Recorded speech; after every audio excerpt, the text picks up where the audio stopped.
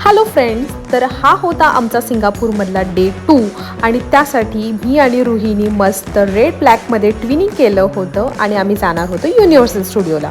त्यासाठी ना सकाळी आम्ही 9:15 वाजता युनिव्हर्सल स्टुडिओला पोहोचलो, कारण जितकं उशिरा जाईल तितकी गर्दी तिथे वाढते।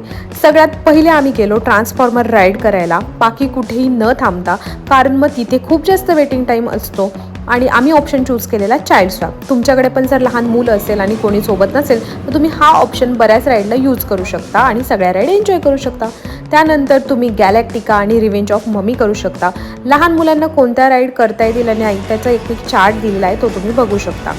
जरी लहान मुलांना राईड करताना आल्या ना तरी त्यांना बाहेर खूप साऱ्या ॲक्टिव्हिटीज असतात ज्या ते एन्जॉय करू शकतात आणि तिथे बाहेरचं फूड अलाउड आहे, त्यामुळे सोबत तुम्ही ठेपले वगैरे असं काही कॅरी करू शकता, कारण की व्हेज ऑप्शन्स हे मिळत नाहीत। सो जर व्हेजिटेरियन असाल तर तुम्ही घरचं काहीतरी फूड सोबत कॅरी करा। त्यानंतर आम्ही फेवरेट रुहीची राईड केली डायनोसॉरवाली, जी तिच्यासोबत आम्हालाही खूप आवडली। युनिव्हर्सल स्टुडिओचं एक ॲप आहे, त्यात तुम्ही वेटिंग टाईम, राईड्स, अट्रॅक्शन सगळं काही चेक करू शकता।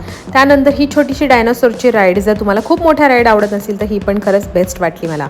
त्यानंतर आम्ही गेलेलो मिलियन्स वर्ल्डला, जे लहान मुलांचं तर फेवरेट आहे आणि तिथले मीट अँड ग्रीटचे ऑप्शन पण बेस्ट आहेत। इंडोर जर शोज करायचे असतील, त्यात पण हा ॲडव्हेंचरवाला थोडा बघायचा असेल तर हा लाईट कॅमेरा ॲक्शन मला खूप आवडला, काहीतरी युनिक आहे।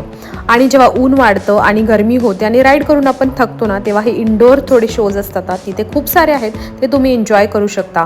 आणि त्या शो नंतर ऊन कमी झाल्यानंतर मग 4-5 वाजल्यानंतर काही उरलेल्या राईड्स करू शकता, तेव्हा गर्दीही कमी झालेली असते आणि वेटिंग टाईम पण कमी असतो। व्हेज फूडचे जरी ऑप्शन्स कमी असले ना तरी आईस्क्रीमचे ऑप्शन्स मात्र तिथे भरपूर आहेत, ते तुम्ही एन्जॉय करू शकता।